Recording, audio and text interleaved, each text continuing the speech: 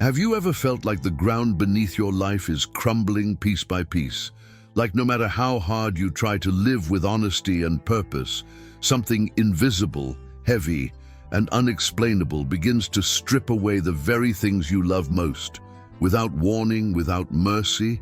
Imagine opening your eyes one morning, only to find that before the sun even climbs halfway through the sky, everything you hold dear is gone. Your family, your livelihood, your health, your inner peace. All lost, as if pulled from your hands by a force you can't see, and a silence from above that you can't break. What would you do if your world collapsed and heaven said nothing? There exists an ancient story, so profound, so unsettling, that it has echoed through generations for thousands of years. Many claim to know it. Fewer have truly grasped its weight. It is not folklore. It is not symbolic myth. It is the cry of a soul laid bare, a heart stripped to its core. And what's more, it holds a truth that most voices in pulpit still hesitate to say aloud, a truth buried beneath suffering, a revelation forged in the fire of pain, a secret that challenges the very foundation of what we think we know about God, about faith, and about ourselves. Have you ever heard of Job? If his story has ever stirred something within you, don't let this moment pass. Share your thoughts. Have you ever gone through something that tested your faith, stripped your soul, and left you asking, why me? Leave a comment. And if this message touches your spirit, don't forget to subscribe, tap the bell, like this video, and send it to someone who's walking through a dark valley right now. Because this journey, what you're living right now, might not be a punishment. It might be the beginning of something deeper, a faith not built on answers, but on presence. What if the pain you thought was a curse was actually a calling? What if everything you've lost was making space for something eternal? In this video, we will not simply tell you who Job was. We will uncover why his life still unsettles the comfortable, convicts the proud, and awakens those who have learned to survive more than live. You don't need to be religious to understand this. You only need to know what it feels like to love something and to lose it. Because sometimes it's not the blessing that draws us closer to the divine, it's the breaking. So stay with us until the end. What you're about to hear may shift the way you see every tear, every silence, and every scar you carry. This is not a tale of the past. It is a revelation for the present. Before everything fell apart, there was a man. He lived far from the noise of the cities, surrounded by gentle hills and vast skies. His land was generous, his reputation flawless. People spoke his name with respect because his life carried a quiet, unseen favor, the kind that opened paths where others met walls.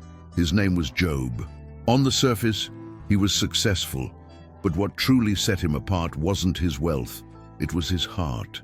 People admired him not just for his livestock or property, but for how he treated others. He was fair, compassionate, faithful, and he honored God not for appearances, but in private when no one else was watching. Job had a large family, 10 children who loved one another dearly.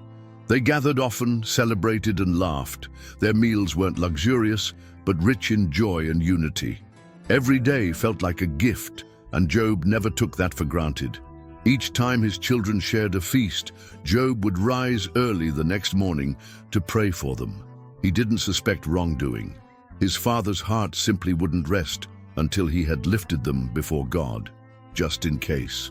In his community, Job was a pillar. When someone was in need, he was the first to help. He gave without expecting anything in return. People associated his name with integrity. And yes, he was prosperous. His land stretched beyond what the eye could see. His animals thrived in shaded fields. His workers followed him not out of fear, but because he was just. Many envied his life, not for its luxury, but for its harmony. Yet beneath the surface, there was something even greater. Job wasn't flawless, but his heart leaned toward righteousness.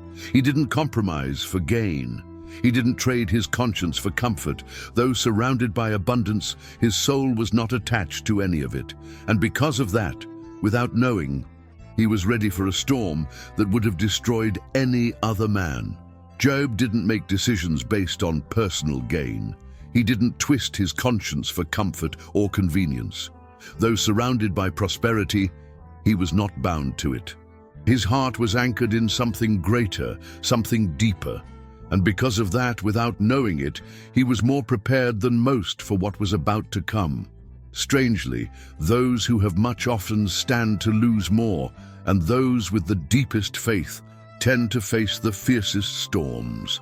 In the quiet rhythm of his daily life, Job had no idea that clouds were gathering. Clouds not of weather, but of destiny. The days flowed in harmony, harvesting, praying, caring, and laughing with loved ones. There were no omens, no whispered warnings in the night, no dreams, no premonitions, just another morning in a life that seemed untouchable. And yet, behind the veil of the visible, something was unfolding. In a realm beyond time and space, a dimension not charted on any map, a council gathered. There were no golden thrones, no jeweled crowns, but each being present had purpose. Among them stood one who carried not reverence, but scrutiny. His eyes searched not for light, but for cracks in the soul. He didn't come to honor, he came to accuse. The Eternal, radiant and unshaken, asked him plainly, "From where do you come?" His reply was devoid of feeling. From wandering the earth, observing its people. He didn't need to say more. His mission was clear: to identify weakness disguised as strength, devotion rooted not in love, but in convenience. His aim wasn't to comfort, it was to disrupt. And then the question echoed, timeless and unflinching.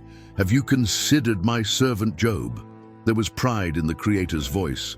Job was unlike the others, upright, pure, respectful of good and wary of evil, a light in the midst of shadows. But the accuser didn't flinch. "Why wouldn't he honor you? You've surrounded him with blessing. You've protected his house, his health, his legacy. He has everything. Of course he worships you." Then came the challenge.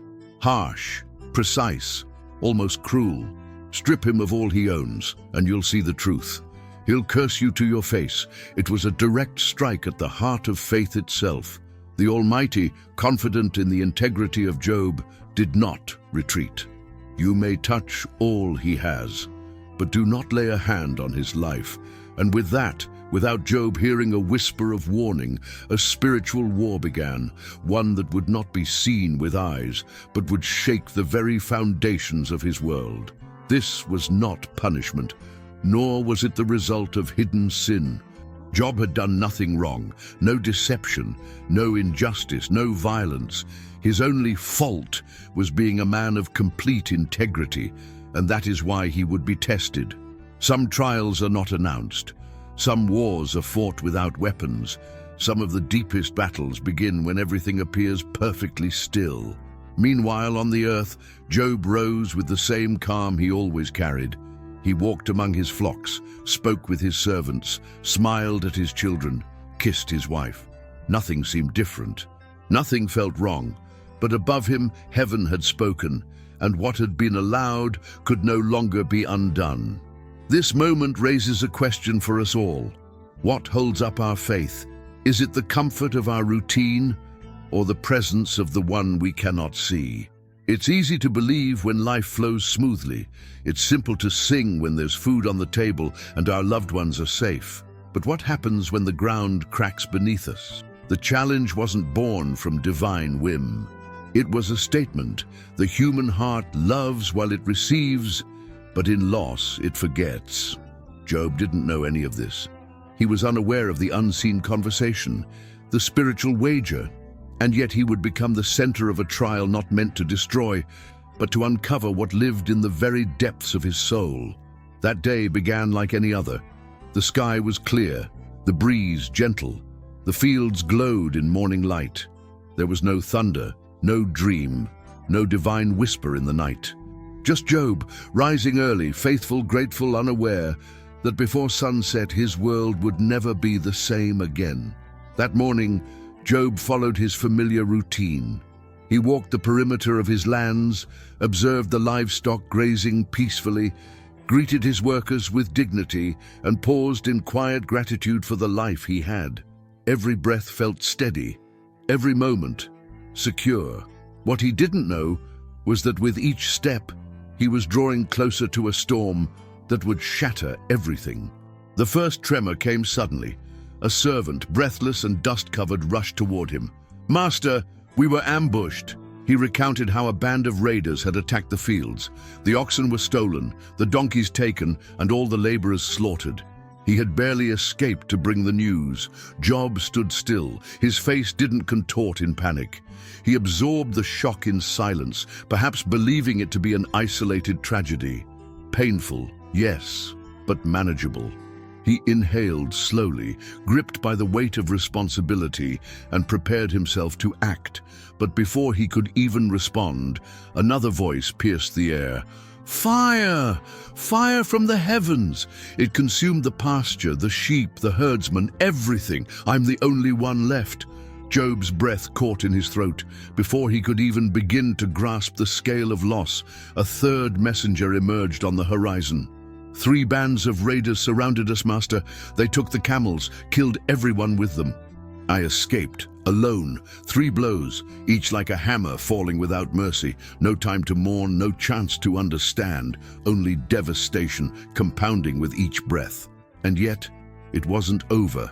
A 4th man approached. He wasn't running. His steps were heavy, his eyes hollow.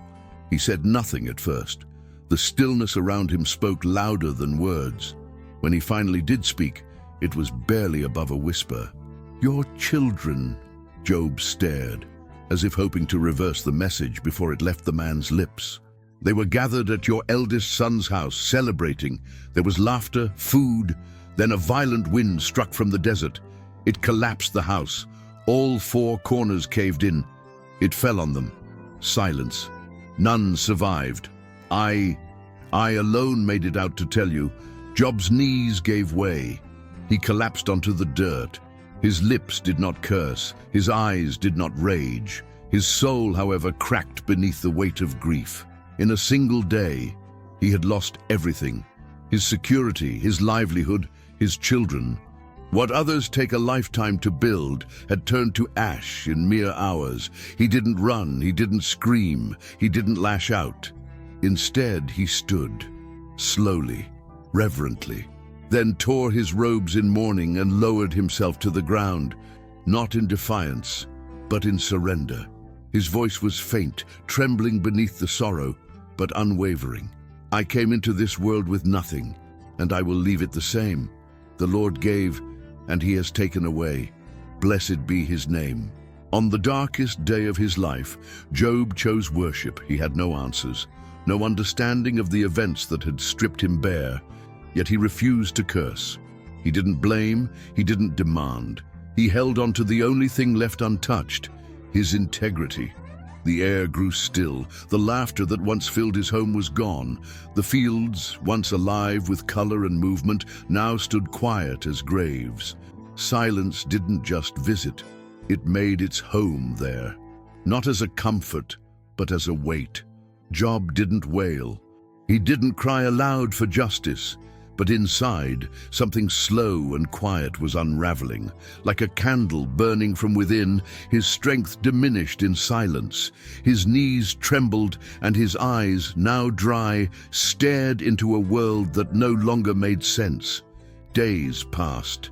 No one dared to approach, not out of fear, but out of reverence for the ruin that surrounded him. Then, from distant lands, 3 men arrived. Old companions, friends from better seasons. They had once seen him at the height of influence and now came to witness his fall. As they drew near, they failed to recognize him.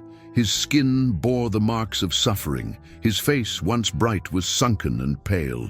His posture slouched under the invisible weight of grief. The man they knew was gone. Torn by sorrow, they ripped their garments, not in ritual, but in helplessness. What words could touch wounds this deep without making them worse? so they said nothing. For 7 days and 7 nights they sat beside him. No questions, no advice, just presence, breathing the same dust, sharing the same broken earth. It was the only offering they had, their silent company. It was how they chose to be near without intruding, to remain without trying to fix. Job remained silent, but inside a storm gathered.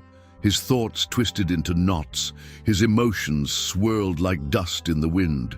How does one find clarity when everything around has collapsed? How do you hold on to belief when nothing makes sense anymore? If I've lived with integrity, why do I feel cursed? If I've walked in righteousness, why does darkness cling to me like a thief in the night? Is justice some kind of game, or is there something hidden within me I've never seen? His faith wasn't gone, but it was wounded. He still believed in God, but his ability to understand him had broken under the weight of loss. And then Job finally spoke.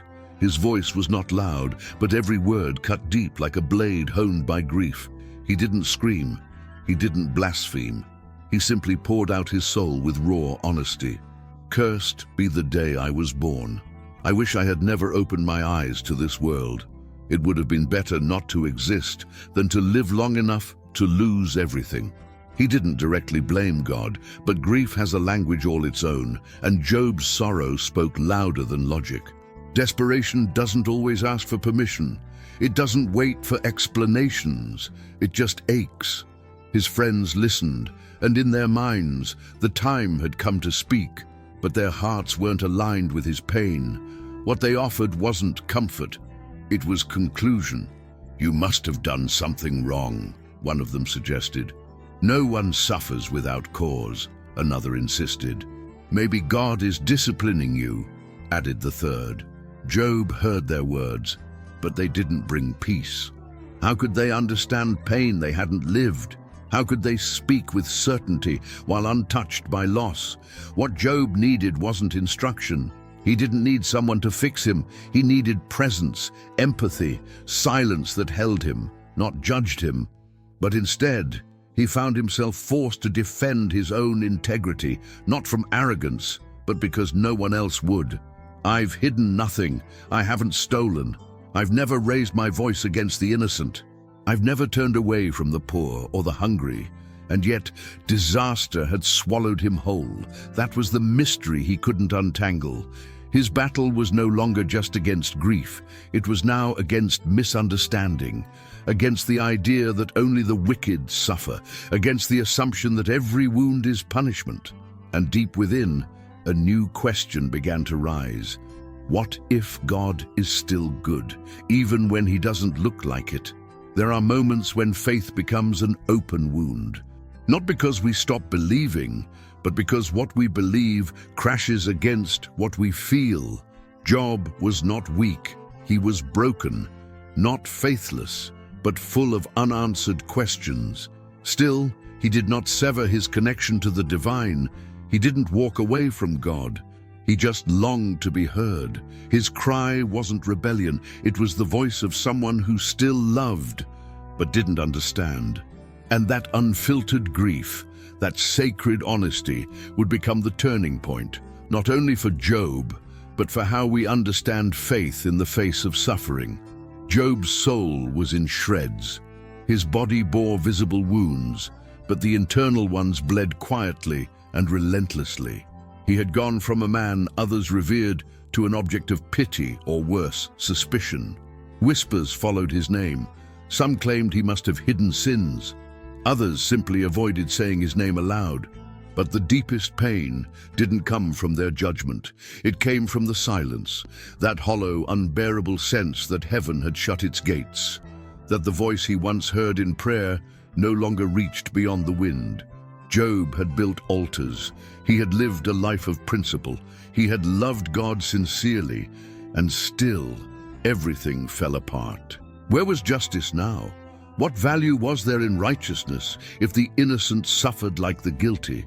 One of his friends, with a solemn voice and the illusion of wisdom, began to speak. He approached as though he carried answers, reminded Job that no one is truly without error. that perhaps pain was just the harvest of hidden faults. One of the men finally spoke again, his tone low, as if cloaked in wisdom. He didn't accuse directly, but he implied, perhaps this pain was correction. Maybe suffering in its harshest form was simply divine love disguised as loss. Job listened. He remained still, face composed, but something shifted beneath the surface, not from pride, not from denial, but because his memory stood in direct conflict with their assumptions. He remembered his life. He remembered what he had done, and more importantly, what he had never done. He had never exploited the weak, never shut his door to the poor, never lifted his hand in injustice. "Why do you insist on finding guilt where there is none?" he asked softly but firmly. "Isn't the pain I carry enough? Must I now defend myself against those who came to comfort me?" Another friend jumped in, this time blunt and tactless. He didn't hesitate. "If your children died, they must have done something wrong. God doesn't make mistakes. If they were punished, there must have been a reason." Job's eyes fell to the ground. The pain in his chest was sharper than before. His children, those he had prayed for day after day, those he had offered sacrifices for at dawn, were now being used as theological ammunition. How could they speak so casually, so coldly, about those he loved with his whole heart? "My complaint isn't against God," he said, his voice fragile and trembling. "It's against the silence. I'm trying to make sense of what makes no sense. I ask, and there's no reply. I search, and I find nothing. I don't challenge his greatness.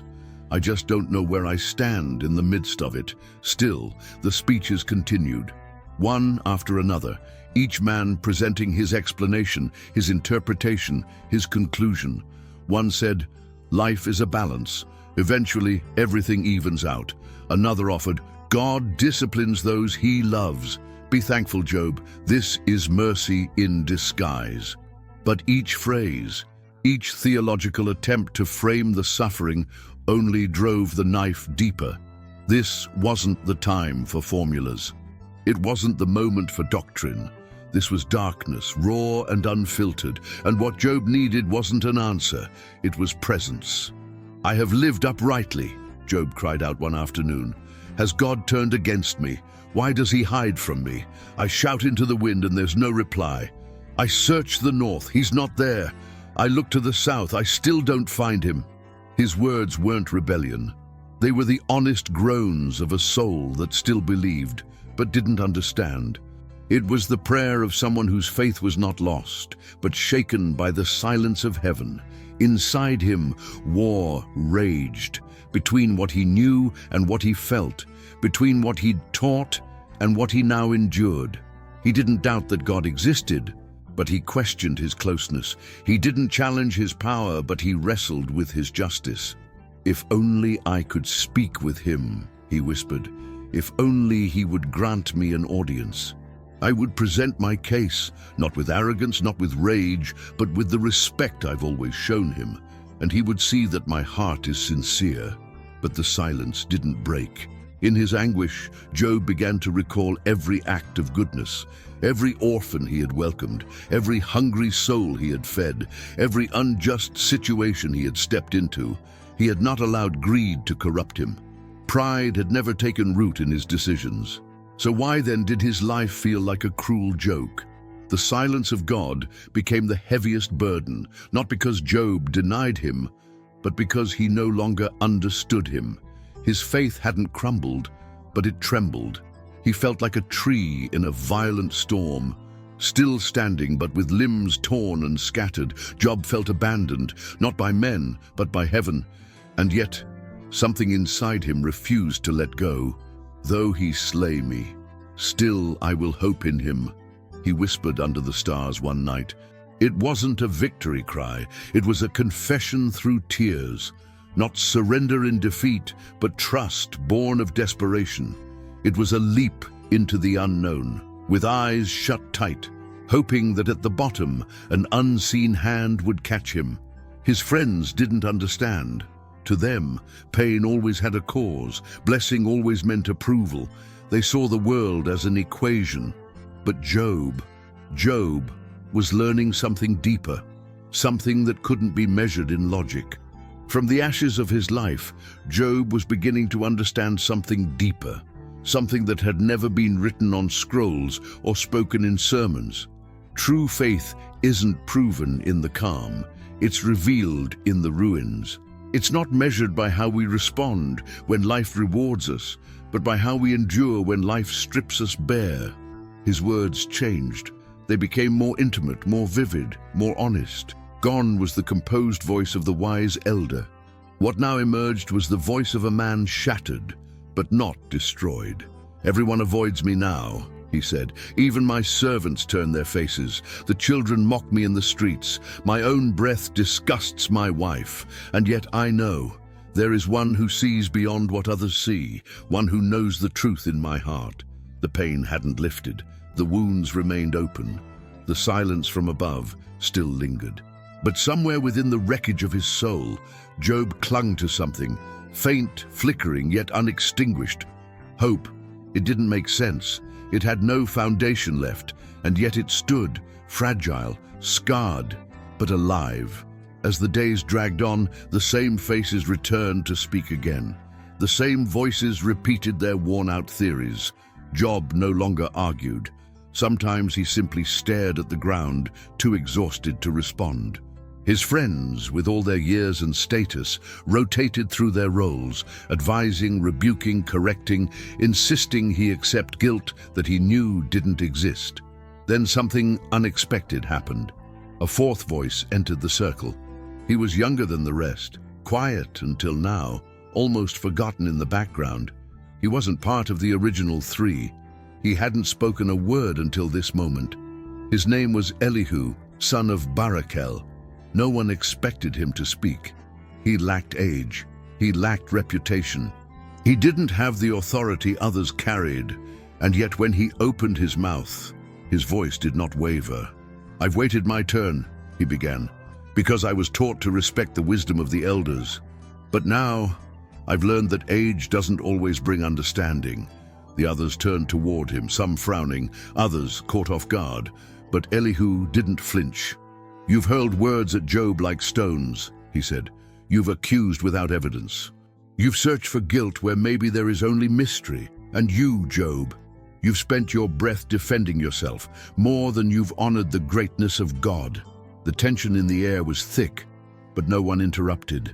Elihu's tone carried no arrogance, only conviction. The kind that can't be faked, the kind born from truth. "I've listened patiently," he continued. "I gave space for wisdom to emerge, but instead I found only coldness, harsh words with no compassion, defenses of God that shrink him down to man-made formulas." Then his gaze shifted to Job. "And you, who have suffered more than any of us, you began to demand answers from God, as if he owed you. You've claimed your righteousness.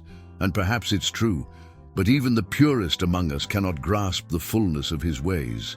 He is beyond comprehension."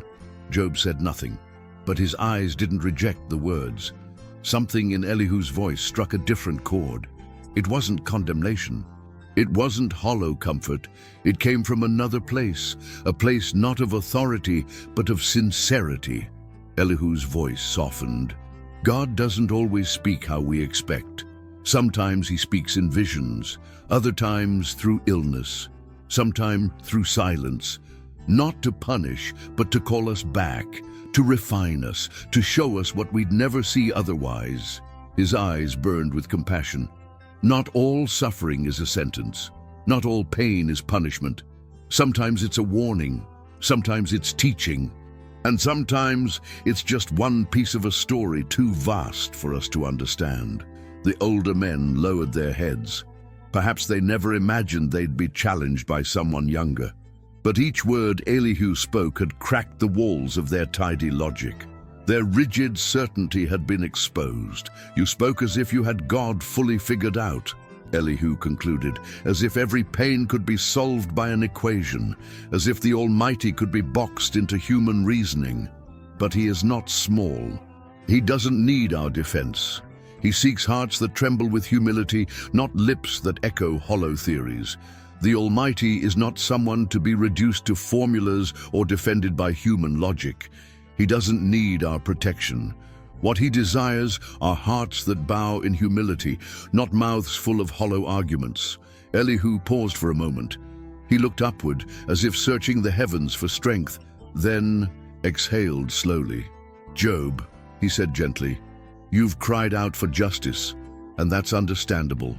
You've asked why, and no one condemns you for it, but there is something beyond our reasoning, something deeper than pain. God is vast. His voice, like thunder, cannot be ignored. He reigns over the skies, the rivers, the winds, and the souls of men. And though we cannot see him, he is always at work." The words didn't stir applause, nor did they meet resistance. They simply settled, like rain falling on dry, broken ground. No one spoke, but something in the air had changed. For the first time, someone spoke not to win a debate, but to awaken hearts. "The Creator isn't a capricious judge," Elihu continued. "He is wise, he is just, but he is also free. If you truly wish to encounter him, Job, it won't come through complaints, it will come through reverence." Job closed his eyes. Elihu's words didn't bring final answers, but they opened a window. A new kind of light crept in, not from pride or guilt, but from a raw honesty that dared to look toward heaven without pretending to understand it. "God is greater than our grief," Elihu said finally. "And if he allows something, no matter how confusing or painful, it isn't because he has turned against us. Sometimes he just wants us to trust, especially when we don't understand." Silence followed. Job didn't reply. Neither did the others. But the room, no, the atmosphere, felt different. Not because the pain was over, but because something new had begun. Perspective. What Elihu planted that afternoon wasn't a solution. It was a seed, one that would ready Job's heart for what was coming next.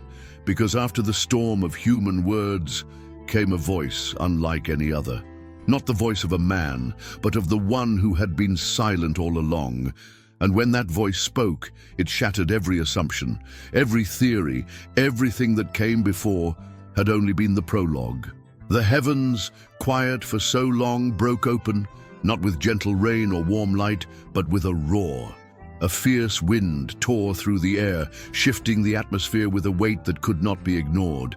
Something divine was approaching. Job lifted his head. This wasn't soft comfort, this wasn't logic. This was the presence of the eternal. A whirlwind formed, violent and consuming.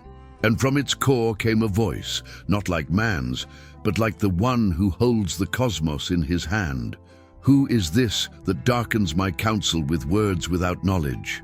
The voice was steady, unshakable, not condemning, but awakening. "Brace yourself like a warrior. I will question you and you shall answer me." Each image, each question spoken from the whirlwind, unveiled a universe guided by wisdom far beyond human reach. Job didn't interrupt, not because he couldn't, but because he no longer wanted to. His spirit was quiet, not in defeat, but in reverence. Then something even more profound occurred. God described wild, untamable creatures, forces of nature that no human could master. Behemoth, Leviathan, symbols of chaos and power. Yet even they answered to their Creator.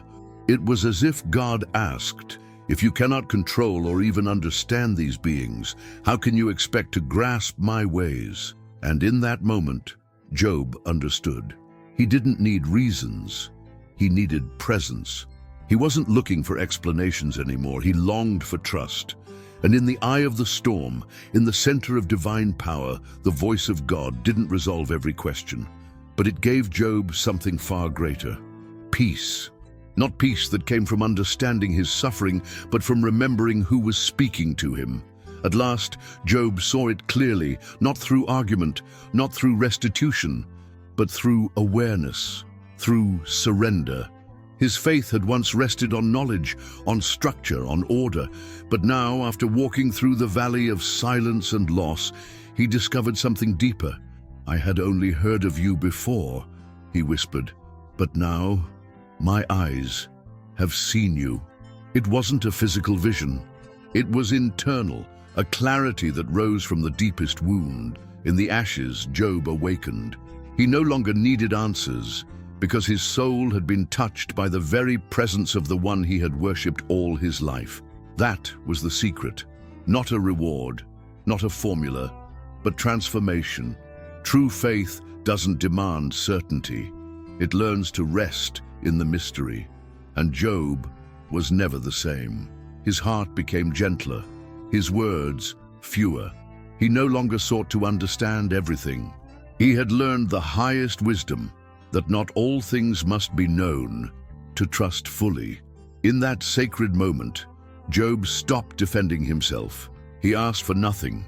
He simply surrendered and found that surrender itself was the beginning of restoration. After the silence came the storm. After the storm came the voice. And after the voice came the change. Job was blessed with more children. His fields flourished again. New opportunities rose from the ground where ashes once lay. But what mattered most was not what could be counted or touched. What he gained was unseen, a deeper faith, a clearer vision, and a more intimate understanding of who God is and who he was before the sacred. Yet perhaps the most astonishing moment came not in the restoration of his possessions, but in the restoration of his heart. Job prayed for the very friends who had wounded him with their words. He lifted up those who had accused him without mercy. He didn't harbor resentment. He didn't return judgment for judgment. Instead, he interceded for them.